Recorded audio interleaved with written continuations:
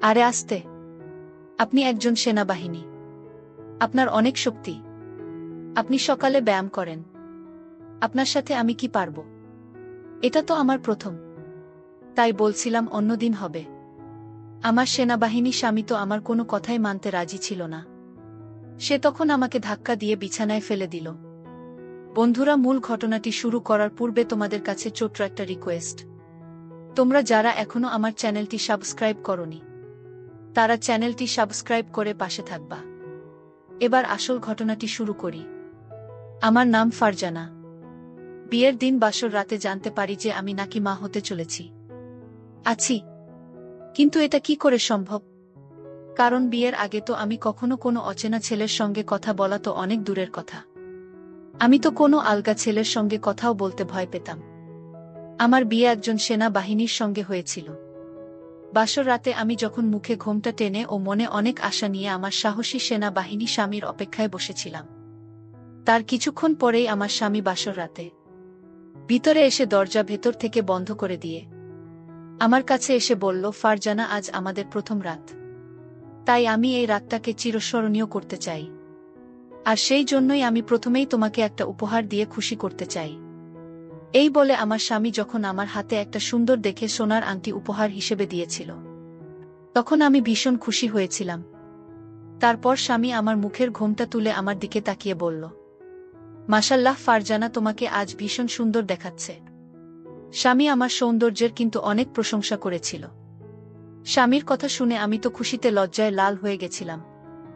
স্বামী যখন আমার পাশে এসে বলল, ঠিক তখনই আমার সঙ্গে এমন একটা ঘটনা ঘটে যে আমার পুরো জীবনটাই পাল্টে যায়। আসলে প্রথম রাতে স্বামী যখন আমার সাথে, তখন আমি অজ্ঞান হয়ে গেছিলাম। প্রথমে আমার মুখে পানির ছিটা দিয়ে আমাকে জাগানোর অনেক চেষ্টা করেছিল।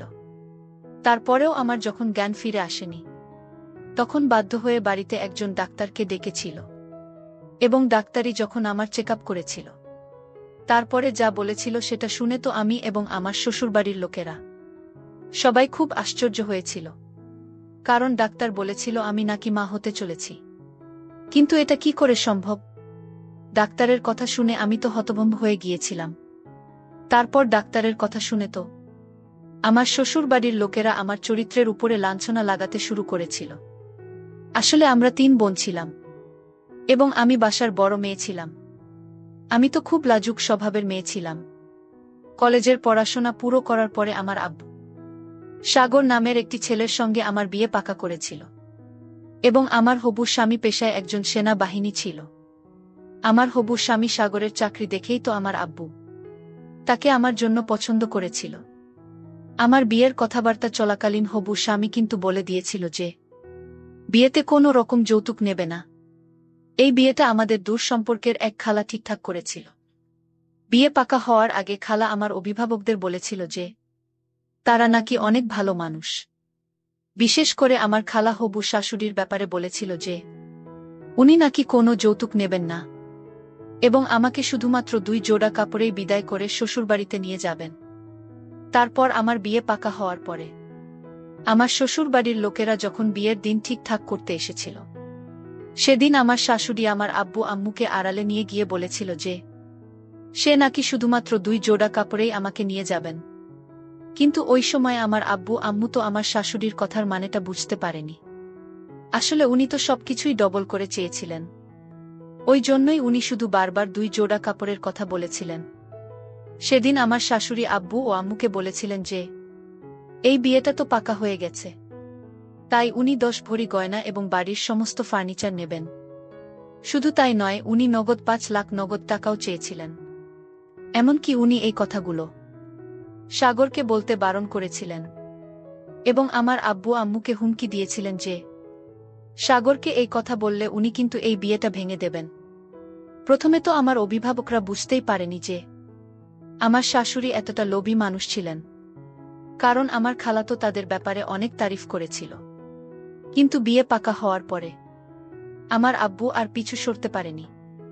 কারণ আমাদের যখন থেকে দেখাশোনা শুরু হয়েছিল তারপর থেকেই কিন্তু সাগর প্রায় প্রত্যেক দিন আমাদের সবার সঙ্গে দেখা করতে আসত এবং সে কিন্তু সত্যিই একজন খুব ভালো মানুষ ছিল। সে তো এই ব্যাপারে জানতি না যে তার আম্মা ভেতরে ভেতরে আমার আব্বার কাছে এতগুলো যৌতুক চেয়েছিল। এদিকে সাগর যেদিন প্রথম আমাকে দেখতে এসেছিল, সেদিন সে আমাকে পছন্দ করে ফেলেছিল। আসলে আমি 18 বছরের খুব সুন্দরী তরুণী ছিলাম। তারপর সে কিন্তু প্রত্যেক দিন আমাকে দেখার বাহানায় আমাদের বাড়িতে আসত, এবং তার সঙ্গে আমাদের এত ভালো সম্পর্ক তৈরি হয়েছিল যে আমার আব্বু তো নিজের মনের মধ্যে গেঁথে নিয়েছিল যে যতই যা হয়ে যাক না কেন আমার বিয়ে কিন্তু সাগরের সঙ্গে দিবে। এদিকে আমার হবু শাশুড়ি তো ভেতরে ভেতরে আমার আব্বুর কাছে এতগুলো যৌতুক চেয়েছিল, সেটা তো আমরা জানতামই না। তারপর ধীরে ধীরে যখন আমার বিয়ের দিন কাছে আসে, তখন গায়ে হলুদের দিন সাগরের বাড়ি থেকে সবাই আমাদের বাড়িতে এসেছিল। তার মা, চাচিরা, খালারা এবং সাগর নিজেও এসেছিল। সে তো সবসময় আমার সঙ্গে দেখা করার ও কথা বলার বাহানা খুঁজত গায়ে হলুদের দিন। তাদের তরফ থেকে আমার জন্য তারা জামাকাপড় ও কিছু গয়না এবং গায়ে মাখানোর হলুদ নিয়ে আমাদের বাড়িতে এসেছিল। আমার বিয়ের দিন দেখতে দেখতে চলে এসেছিল। একদিকে আমি তো খুবই খুশি ছিলাম এটা ভেবে যে আমি একটা এত ভালো ছেলেকে নিজের জীবনে পেয়েছি। না হলে এখনকার যুগে তো প্রত্যেকটা চাকরি আর ছেলে যৌতুক নেওয়ার জন্য নিজেদের মুখ খুলে বসে থাকে। কিন্তু সাগর একজন সেনাবাহিনী হওয়া সত্ত্বেও সে আমার আব্বুর কাছে কোনো রকম যৌতুক নিতে চায়নি। সে নিজেই আমার আব্বুকে বলেছিল, আপনার মেয়েকে আমার বউ হিসাবে নিজের বাড়িতে নিয়ে যাব। এটাই স্বামী কথা ছিল। আপনি যে নিজের মেয়েকে আমার হাতে সঁপে দেবেন, এটা অনেক। কিন্তু তার মাঝেই ভেতরে ভেতরে আমার শাশুড়ি যে আমার আব্বুকে মানসিকভাবে চাপ দিয়েছিল যৌতুকের জন্য, সেটা তো আমরা কেউ জানতাম না। এদিকে বিয়ের আগেই সাগরের ভালোবাসা পেয়ে আমি তো তাকে মন থেকে নিজের স্বামী রূপে গ্রহণ করে ফেলেছিলাম, এবং আমি খুব খুশি ছিলাম শ্বশুরবাড়ি যাওয়ার জন্য। কিন্তু অন্যদিকে আমার আম্মু, আব্বু ও বোনেদেরকে ছেড়ে যাওয়ার একটা কষ্ট আমার মনের মধ্যেও ছিল। কারণ আমরা 3 বোন সব সময় একসঙ্গে থাকতাম, এবং আমি আমার ছোট 2 বোন এদের খুবই ভালোবাসতাম। সেদিন সাগর যখন আমাদের গায়ে হলুদের দিন আমাদের বাড়িতে আসে, সেদিন সে সবার চোখে ধুলো দিয়ে আমাকে একটা ঘরের মধ্যে নিয়ে গিয়ে একাই আমার সঙ্গে কথা বলেছিল, এবং সে নিজের এমনকি বলেছিল আর মাত্র একদিন তারপরে আমাদের অপেক্ষায় অবসান ঘটবে, এবং আমি তোমাকে নিজের করে নিব। 1 মাস ধরে অপেক্ষা করেছি এই দিনটার জন্য। সেদিন আমিও কিন্তু থাকতে না পেরে সাগরের সাথে আমাদের বাড়িতেও সেদিন অনেক আত্মীয়রা ছিল। আমার চাচি ও খালারা, মামি ও মামারা, ঘর ভর্তি লোকজন ছিল, এবং তারা কেউ বুঝতেই পারেনি যে বিয়ের আগের দিন রাতে যখন বাড়িতে প্রোগ্রাম হচ্ছিল, তখন আমি চেয়ারে বসে সবার আনন্দ ফুর্তি দেখছিলাম, এবং আমার ছোট বোন আমার হাতে মেহেন্দি লাগিয়ে দিচ্ছিল। ঠিক ওই সময় আমার মেজ বোন মানে আয়েশা আমার জন্য 1 গ্লাস শরবত নিয়ে আসে। সে যখন খুব ভালোবাসে আমাকে সর্বদা খাইয়ে দিয়েছিল, তখন আমার ইচ্ছে না থাকা সত্ত্বেও আমি ওই গ্লাসের শরবতটা খেয়ে নিয়েছিলাম। কিন্তু শরবত খাওয়ার আধ ঘন্টা পরেই জানি না আমার হঠাৎ করে কি হয়েছিল। আমি তো শরবত খাওয়ার পরে বেহুশ হয়ে গেছিলাম। ওই সময় কিন্তু আমার শ্বশুরবাড়ির লোকজনেরা সবাই আমাদের বাড়িতেই ছিল, এমনকি আমার হবু স্বামী আমাদের বাড়িতেই ছিল। তারপর আমাকে বেহুশ হতে দেখে তো আমার বাড়ির লোকজন ডাক্তারকে বাড়িতে ডেকে নিয়ে এসেছিল।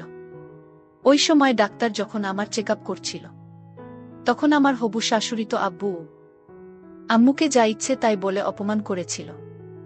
এমনকি উনি তো কিছু না জেনে বুঝে আমার আব্বুকে বলেছিলেন যে আপনার মেয়ে এইভাবে হঠাৎ করে মাথা ঘুরে কেন পড়ে গেছে? আপনার মেয়ে আবার মা হতে চলেছে না তো? আমার তো মনে হচ্ছে আপনার মেয়ে চরিত্রহীন। আমার তো মনে হচ্ছে আমি যেটা সন্দেহ করছি সেটাই সঠিক হবে। আপনার মেয়ে নিশ্চয়ই কিছু না কিছু আছে করেছে, না হলে এইভাবে হঠাৎ করে সে মাথা ঘুরে কেন বেহুশ হয়ে গেছে? আমার শাশুড়ির কথা শুনে আব্বু তো উনার সামনে হাত জোর করে অনেক অসহায় হয়ে বলেছিলেন, আমাদের উপরে বিশ্বাস করেন, আমার মেয়ে এরকম কখনো করতে পারে না। হয়তো তার শরীর অনেক বেশি খারাপ ছিল, যার জন্য সে মাথা ঘুরে পড়ে গেছে ওই সময়।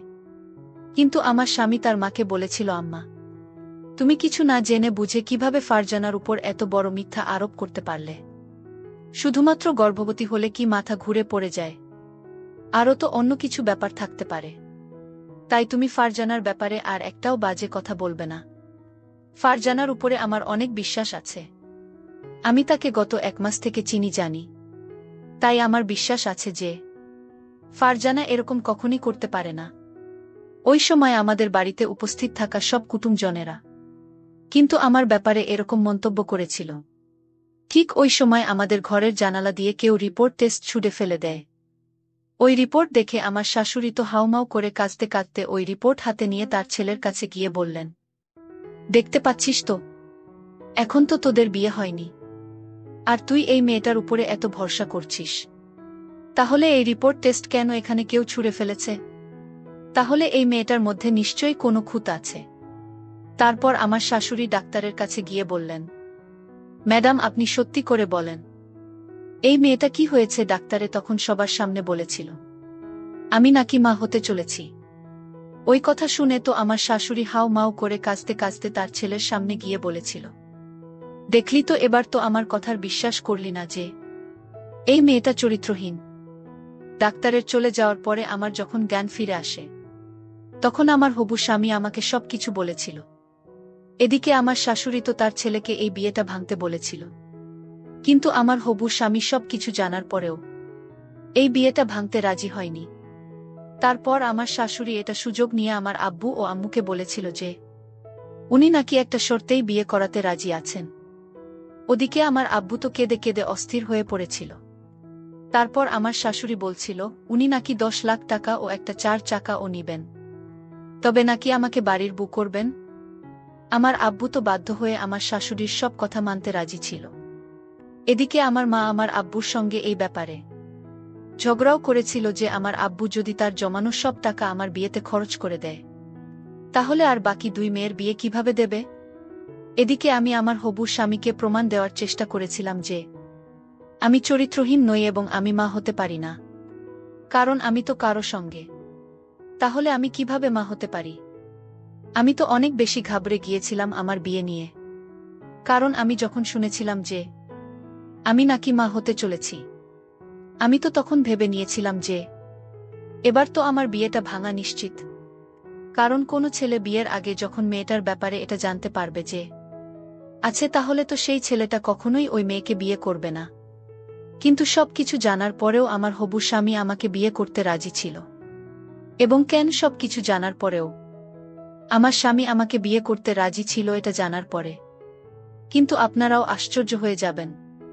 কিন্তু আমার স্বামী বলল, শুধু আমার আব্বুর সামনে একটা শর্ত রেখেছিল যে আমাদের বিয়েটা পরের দিন নয়, আগামী 5 দিন পরে হবে।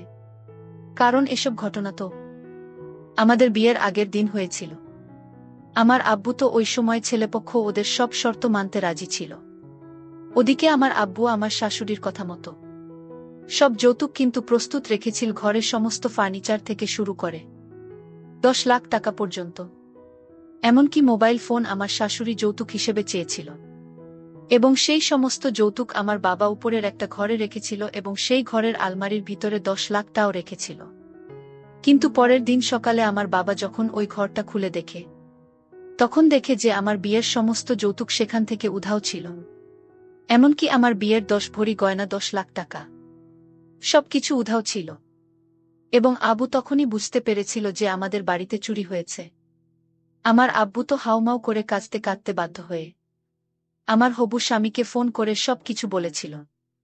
তারপর আমার হবু স্বামী আমাদের বাড়িতে এসে আমার আব্বুকে সামলেছিল এবং আমার আব্বুকে বলেছিল, আপনি একদম চিন্তা করবেন না, আপনি সবকিছু আমার উপর ছেড়ে দেন, এবং এই সব কিছুকে করেছে তাকে ধরার দায়িত্ব আমার। এমনকি আমার স্বামী সেদিন জানতে পেরেছিল যে এতগুলো যৌতুক তার মা আমার বাবার কাছ থেকে চেয়েছিল।